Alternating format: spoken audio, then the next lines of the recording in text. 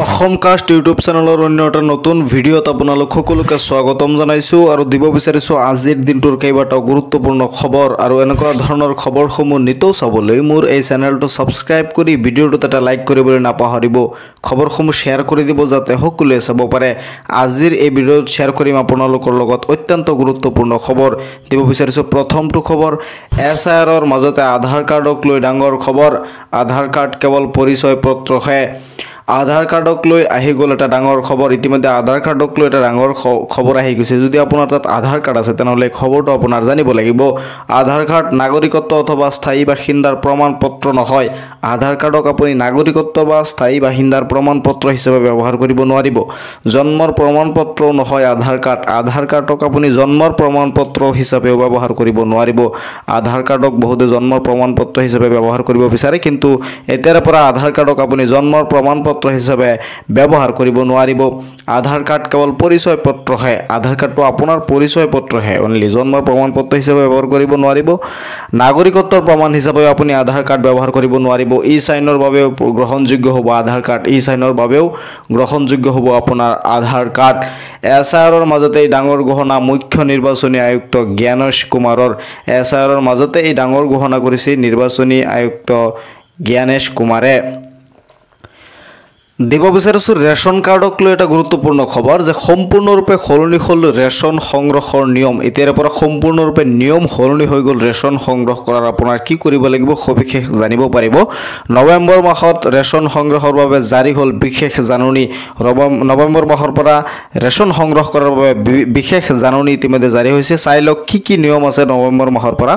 ration ল'ব যাওঁতে কি কৰিব লাগিব আপোনাৰ চাই লওক ইয়াত চাউলৰ লগতে প্ৰতিগৰাকী হিতাধিকাৰীয়ে পাব চেনি দাইল আৰু নিমখ অনলি চাউলেই নহয় আপোনালোকে 1 নৱেম্বৰৰ পৰা ৰেচন সংগ্ৰহ কৰাৰ সময়ত আপুনি চাউলৰ লগতে আপুনি দাইলও পাব লগতে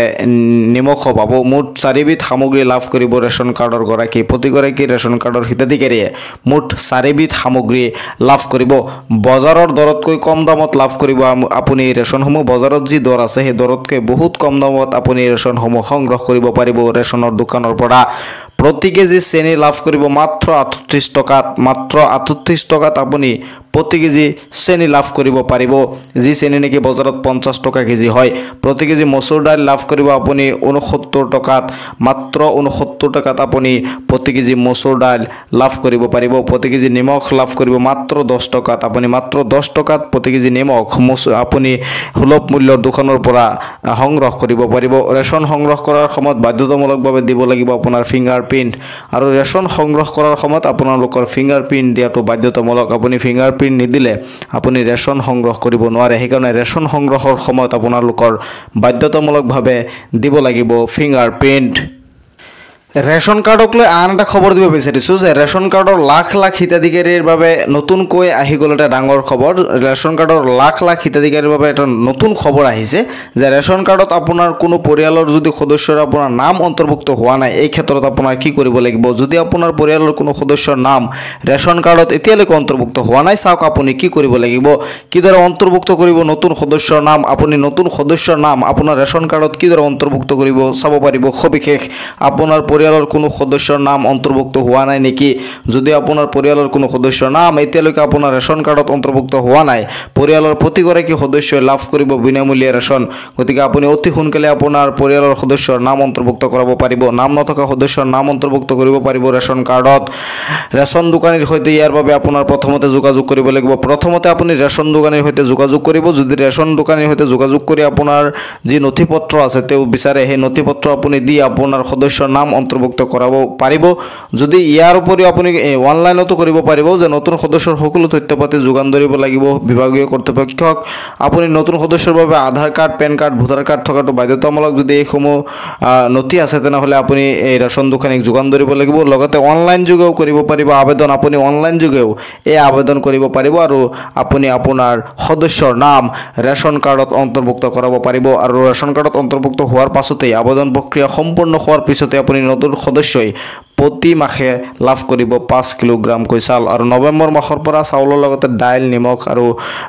চেনিও দিয়া হ'ব ৰেচন দোকানৰ পৰা গতিকে আপোনাৰ সদস্যৰ যদি পৰিয়ালৰ কোনো সদস্যৰ এতিয়ালৈকে নাম অন্তৰ্ভুক্ত হোৱা নাই ৰেচন কাৰ্ডত তেনেহ'লে অতি শীঘ্ৰেই আপুনি এইসমূহ কাম কৰি আপোনাৰ সদস্যৰ নাম আপোনাৰ ৰেচন কাৰ্ডত অন্তৰ্ভুক্ত কৰাব পাৰে আন এটা গুৰুত্বপূৰ্ণ খবৰ যে অসমত এতিয়াই নহয় এছআইআৰ অসমত এতিয়া এছআইআৰৰ কাম আৰম্ভ নহয় এবাৰ যদি নাগৰিকত্ব প্ৰমাণ হৈছে দ্বিতীয়বাৰ নাগৰিকত্ব প্ৰমাণৰ কোনো প্ৰয়োজন নাই অসমত এবাৰ এতিয়া আৰু এছআইআৰৰ কাম আৰম্ভ নহয় কাৰণ এনআৰচিৰ কাম সম্পূৰ্ণ হোৱাৰ পাছতহে অসমত এছআইআৰৰ কাম আৰম্ভ হ'ব অসমৰ বাবে সুকীয়াকৈ হ'ব নাগৰিকত্ব প্ৰমাণৰ ব্যৱস্থা আজিৰ পৰা 12খন ৰাজ্যত প্ৰযোজ্য হ'ব এছআইআৰ এনআৰচিৰ কাম সম্পূৰ্ণ হোৱাৰ পিছতহে অসমত হ'ব এছআইআৰ এনআৰচিৰ কাম সম্পূৰ্ণ হ'ব লাগিব প্ৰথমতে তাৰ পাছতহে অসমত এছআইআৰৰ কাম আৰম্ভ হ'ব বুলি মুখ্য নিৰ্বাচনী আয়ুক্ত জ্ঞানেশ কুমাৰৰ ডাঙৰ ঘোষণা অসমত এতিয়া আৰু এছআইআৰৰ কাম আৰম্ভ নহয় এছআইআৰৰ কাম আৰম্ভ হ'ব অসমত তেতিয়া যেতিয়া অসমৰ এনআৰচিৰ কাম সম্পূৰ্ণ হ'ব তেতিয়াহে এছআইআৰৰ কাম আৰম্ভ হ'ব বুলি নিৰ্বাচনী আয়ুক্ত জ্ঞানেশ কুমাৰে ঘোষণা কৰিছে অসমৰ বাবে সুকীয়াকৈ হ'ব নাগৰিকত্ব প্ৰমাণৰ ব্যৱস্থা অসমত এতিয়া এছআইআৰৰ কাম আৰম্ভ নহয় মুখ্য নিৰ্বাচনী আয়ুক্ত জ্ঞানেশ কুমাৰৰ ডাঙৰ ঘোষণা এনআৰচিৰ কাম সম্পূৰ্ণ হোৱাৰ পিছতহে অসমত হ'ব এছআইআৰ আজিৰ পৰা 12খন ৰাজ্যত প্ৰযোজ্য হ'ব এছআইআৰৰ কাম অসমৰ বাবে সুকীয়াকৈ হ'ব নাগৰিকত্ব প্ৰমাণৰ ব্যৱস্থা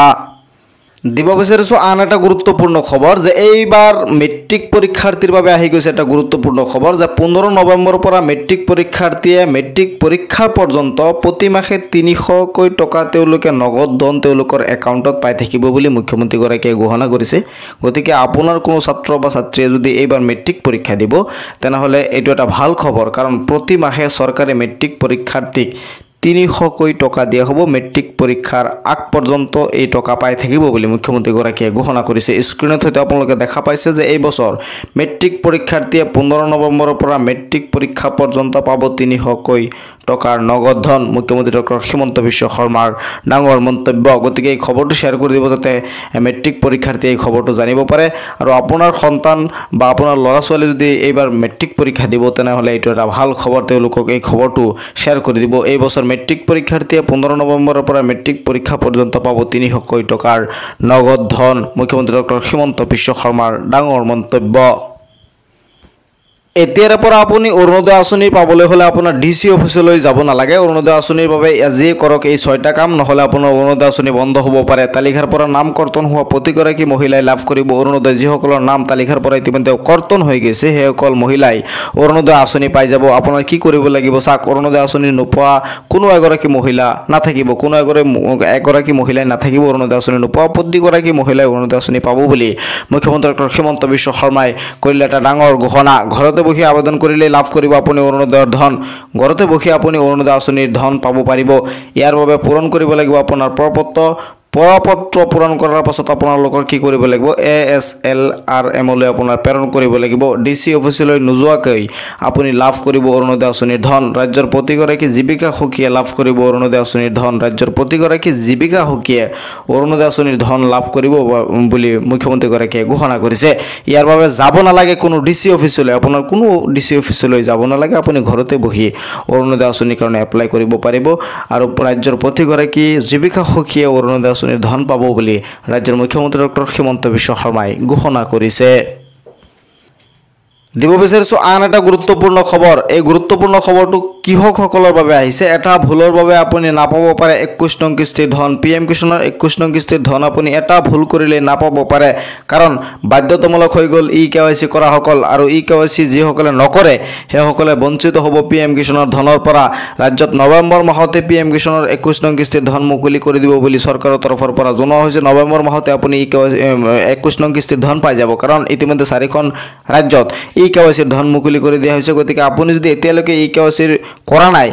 পিএম কিষাণৰ 21 নং কিস্তি পাবলৈ আপোনালোকে যদি এতিয়ালৈকে ইকেৱাইচি কৰা নাই অতি সোনকালে ইকেৱাইচি কৰি লওক 21 নং কিস্তিৰ ধন পাবলৈ কৃষকে কৰিব লাগিব বাধ্যতামূলকভাৱে ইকেৱাইচি নকৰিলে আপুনি 21 নং কিস্তিৰ ধন নাপায় ইকেৱাইচি সম্পূৰ্ণ নকৰিলে বঞ্চিত হ'ব 21 নং কিস্তিৰ ধনৰ লাভৰ পৰা আপুনি যদি ইকেৱাইচি নকৰে তেনেহ'লে 21 নং কিস্তিৰ ধনৰ লাভৰ পৰা আপুনি বঞ্চিত হ'ব গতিকে অতি সোনকালে আপুনি ইকেৱাইচি কৰিব লাগিব নহ'লে আপুনি পিএম কিষাণৰ 21 নং কিস্তিৰ পৰা বঞ্চিত হ'ব এটা ভুলৰ বাবে আপুনি নাপাব পাৰে 21 নং কিস্তিৰ ধন মাত্ৰ এটা ভুল কৰিলে আপুনি যদি ই কেৱাইচিটো নকৰে তেনেহ'লে আপুনি PM কিষাণৰ 21 নং কিস্তিৰ ধনৰ পৰা বঞ্চিত হ'ব পাৰে গতিকে আজিয়ে আপুনি ই কেৱাইচি কৰক ই কেৱাইচি কৰিবলৈ হ'লে আপোনাৰ ওচৰত থকা CSC চেণ্টাৰত যাওক নহ'লে যিসকলে কৰিব পাৰে বা আপুনি ঘৰতে বহি মোবাইলতে কৰিব পাৰিব যদি আপুনি জানে তেনেহ'লে ঘৰত বহি মোবাইলতে আপুনি ই কেৱাইচিটো কৰি লওক কাৰণ নৱেম্বৰ মাহৰ বেছি দিন নাই মাত্ৰ 2-3 দিন সময় আছে তাৰ পাছতে আপোনালোকৰ নৱেম্বৰ মাহৰ প্ৰথম সপ্তাহতেই আপুনি PM কিষাণৰ ধন পাই যাব গতিকে আপোনাৰ এতিয়া আৰু ৱেইট কৰাৰ সময় নাই আপুনি ই কেৱাইচিটো আপডেট কৰি লওক নৱেম্বৰ মাহৰ প্ৰথম সপ্তাহতে আপুনি PM কিষাণৰ 21 নং কিস্তিৰ ধন পাবলৈ আপুনি যোগ্য হ'ব আৰু PM কিষাণৰ 21 নং কিস্তিৰ ধন নৱেম্বৰ মাহৰ প্ৰথম সপ্তাহতে ৰিলিজ কৰিব বুলি ইতিমধ্যে ঘোষণা হৈছে বাতৰি কাকতত প্ৰকাশ পাইছে আপোনালোকে হয়তো দেখা পাইছে গতিকে ই কেৱাইচিটো আপডেট কৰক আৰু আপোনাৰ PM কিষাণৰ 21 নং কিস্তিৰ ধন আপুনি লাভ কৰক খবৰসমূহ শ্বেয়াৰ কৰি দিব যাতে সকলোৱে চাব পাৰে এই চেনেলটো সাবস্ক্ৰাইব কৰি ৰাখিব যেতিয়া মই পৰৱৰ্তী ভিডিঅ' আপলোড কৰোঁ আপোনালোকে যাতে অতি সহজতে চাব পাৰে খবৰসমূহ এতিয়া শ্বেয়াৰ কৰি দিয়ক ভিডিঅ'টোত এটা লাইক কৰিবলৈ নাপাহৰিব চাই থাকিব আপোনালোকৰ আপোন চেনেল অসম কাষ্ট